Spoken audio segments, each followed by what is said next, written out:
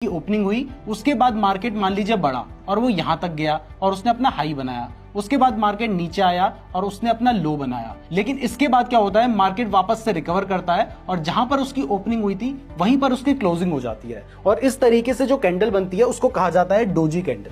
अब इस कैंडल के बनने के बाद क्या होता है कि जो नेक्स्ट कैंडल होती है उसमें जो ओपनिंग होती है वो ऊपर होती है। आप देख सकते हैं यहां पर ओपन हुई है, जिससे यहां पर एक गैप बन जाता है, तो इसको गैप अप कहा जाता है। यानी यहां पर गैप डाउन ओपनिंग होती है, यहां पर गैप अप ओपनिंग होती है। और उसके बाद जो हमारी थर्ड कैंडल बनती है, अगर वो एक ग्रीन कलर की कैंडल है तो इसको बुलिश एबंडेंट बेबी कहा जाता है, क्योंकि यहां पर आप मान के चल सकते हैं कि जो हमारी सेकंड कैंडल है वो इन दोनों कैंडल के नीचे है, जिससे वहां पर गैप बना हुआ है। तो ऐसा कहा जा रहा है कि किसी ने अपने बच्चे को छोड़ दिया है। तो इस पैटर्न के बनने के बाद अगर नेक्स्ट एक ग्रीन कलर की कैंडल बनती है तो यहां पर आप कंफर्म हो सकते हैं कि मार्केट के बढ़ने के चांसेस हैं और इसको बुलिश एबंडेंट बेबी पैटर्न कहा जाता है। इसका जस्ट अपोजिट होता है बियरिश एबंडेंट बेबी, जिसमें मार्केट पहले अप ट्रेंड में होता है। उसके बाद जो फर्स्ट कैंडल बनती है वो एक ग्रीन कलर की कैंडल होती है, जिसके बाद मार्केट में गैप अप ओपनिंग होती है और उसके बाद ये एक डोजी कैंडल बनती है। इस कैंडल के बनने के बाद मार्केट में गैप डाउन ओपनिंग होती है और उसके बाद जो हमारी थर्ड कैंडल बनती है वो एक रेड कलर की कैंडल बनती है। तो जब ये पैटर्न बन जाता है तो आप समझ सकते हैं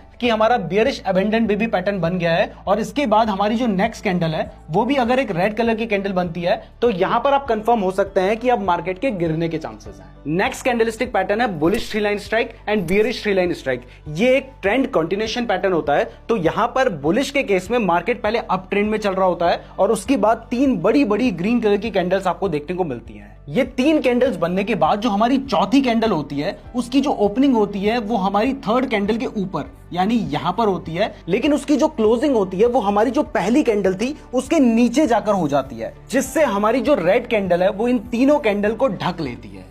अब अगर यहां पर देखा जाए तो यहां पर आपको दो तरह के पैटर्न्स देखने को मिल रहे हैं। एक तो यहां पर आपको 3 व्हाइट सोल्जर्स वाला पैटर्न देखने को मिल रहा है। इसके साथ ही अगर इन दोनों पैटर्न को देखें तो यहां पर हमें बियरिश एनगल्फिंग पैटर्न भी देखने को मिल रहा है। तो अगर आप ऐसे देखोगे तो आपको बहुत ज्यादा कंफ्यूजन होगा, लेकिन मैंने आपको बताया कि ये एक ट्रेंड कंटिन्यूएशन पैटर्न है। तो अगर मार्केट पहले से बढ़ रहा है और उसके बाद ये पैटर्न बनता है, लेकिन इस bullish three line strike pattern में जो इसके बाद वाली कैंडल हमारी बनती है उसमें गैप अप ओपनिंग होती है, यानी ये वाली जो कैंडल है वो यहां पर क्लोज हुई है, जबकि अगली जो कैंडल है वो यहां पर ओपन होती है और उसकी जो क्लोजिंग होती है वो हमारी इस रेड कैंडल के ऊपर जाकर हो जाती है। तो इस केस में आप ये मान के चल सकते हैं कि अभी मार्केट बढ़ रहा था तो आगे भी अभी बढ़ता रहने के चांसेस हैं। जबकि इसका जो अपोजिट कैंडलस्टिक पैटर्न है वो है बियरिश थ्री लाइन स्ट्राइक। यहां पर मार्केट पहले डाउन ट्रेंड में होता है और उसके बाद हमारी तीन बड़ी बड़ी रेड कलर की कैंडल्स बनती हैं। इन तीन रेड कैंडल्स बनने के बाद जो हमारी चौथी कैंडल होती है उसकी ओपनिंग नीचे होती है।